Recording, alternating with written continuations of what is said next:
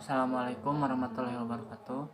Perkenalkan, nama saya Patu Arya Pujaga dari kelas B NPM 1922191048. Di sini saya akan menjelaskan tentang keterampilan gerak. Pada dasarnya, belajar gerak merupakan suatu proses belajar yang memiliki tujuan untuk mengembangkan berbagai keterampilan gerak yang optimal secara efisien dan efektif.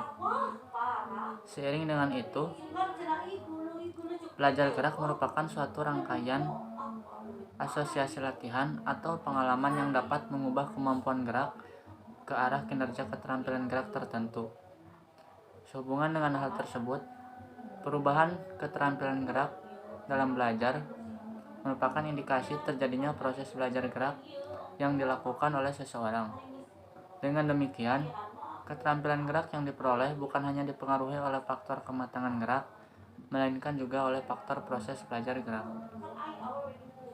Di sisi lain, pengaruh dari belajar gerak tampak pada perbedaan nyata dan dari tingkat keterampilan gerak seorang anak yang mendapatkan perlakuan pembelajaran gerak intensif dengan yang tidak. Pada kelompok anak yang mendapatkan perlakuan belajar gerak intensif menunjukkan kurva kenaikan progresif dan permanen. Keterampilan gerak adalah kemampuan seseorang untuk melakukan suatu tugas gerak secara maksimal sesuai dengan kemampuannya. Keterampilan gerak pada setiap orang berbeda-beda. Banyak faktor yang mempengaruhinya, antara lain faktor tingkatan usia, pengalaman gerak. Sifat dasar dari sebuah keterampilan adalah memaksa seseorang pelajar untuk lebih membuat pertimbangan ketika merencanakan belajar dari pengalaman.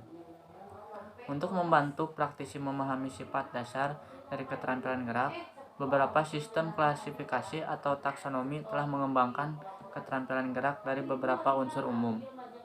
Mengetahui perbedaan keterampilan dapat membantu praktisi dalam merencanakan pembelajaran dan mempraktikkan pengalamannya sebagai sebuah titik awal penampilan.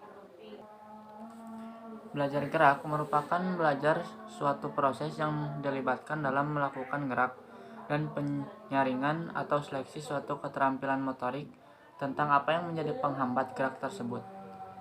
Studi yang terkait belajar gerak yakni motor kontrol yang melibatkan sistem saraf, fisik, dan aspek tingkah laku tentang pergerakan manusia. Dari latar tersebut, di atas perlu dibuat rencangan pembelajaran siswa di sekolah agar tujuan pembelajaran dan keterampilan gerak yang ingin dicapai bisa terlaksana dengan baik. Semua strategi pembelajaran tidak akan sama dan efektif untuk semua pelajar sehubungan dengan perbedaan individu. Masing-masing orang akan memiliki kemampuan yang berbeda. Ciri yang secara genetik menentukan peningkatan atau membatasi kemampuan kita untuk menjadi terampil dalam satu tugas tertentu. Klasifikasi keterampilan gerak.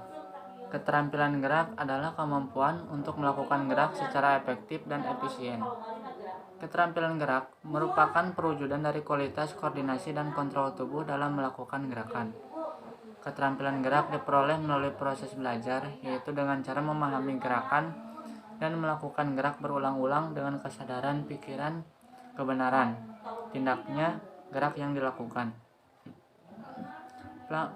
Pengklasifikasian gerak bisa dibuat berdasarkan beberapa sudut pandang, yaitu sebagai berikut. Pertama, klasifikasi berdasarkan kecermatan gerak.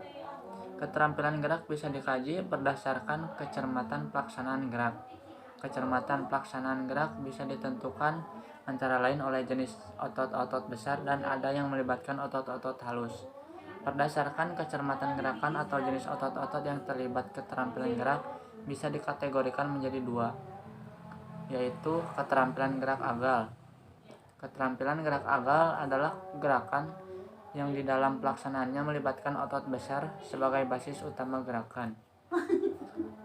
Yang kedua, keterampilan gerak halus.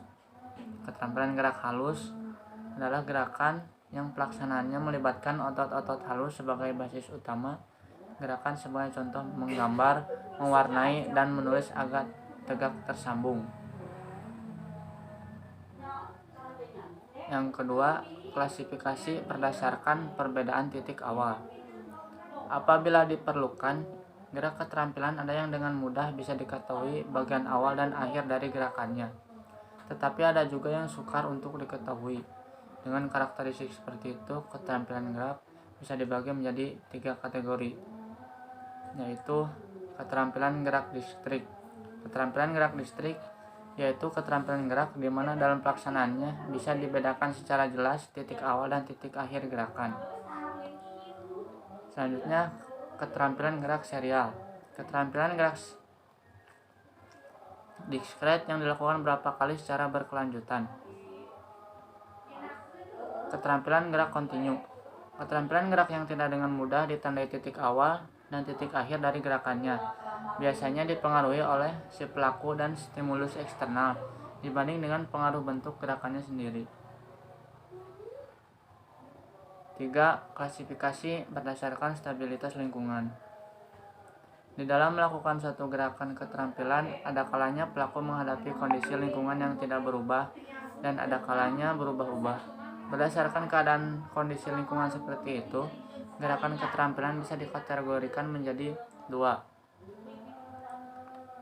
Pertama, keterampilan gerak tertutup. Keterampilan di mana pelaksanaannya terjadi pada kondisi lingkungan yang tidak berubah-ubah dan stimulus gerakannya timbul dari dalam diri si pelaku sendiri. Tidak adanya faktor luar yang turut mengarahkan gerakan. Yang kedua, keterampilan gerak terbuka.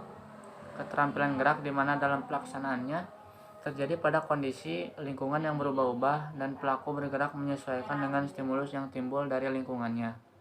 Perubahan kondisi lingkungannya bisa bersifat temporal dan bersifat spesial. Ada 3 unsur kemampuan yang membentuk keterampilan gerak.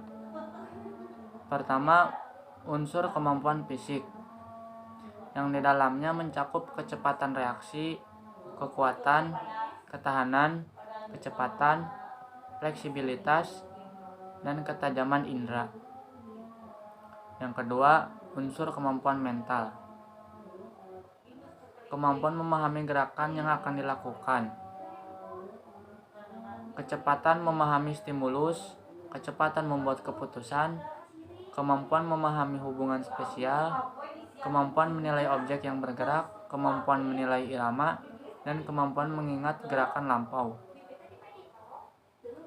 Yang ketiga, unsur kemampuan emosional, kemampuan mengendalikan emosi dan perasaan, tidak ada gangguan emosional, merasa perlu dan ingin mempelajari atau melakukan gerak, memiliki sikap yang positif terhadap prestasi gerak.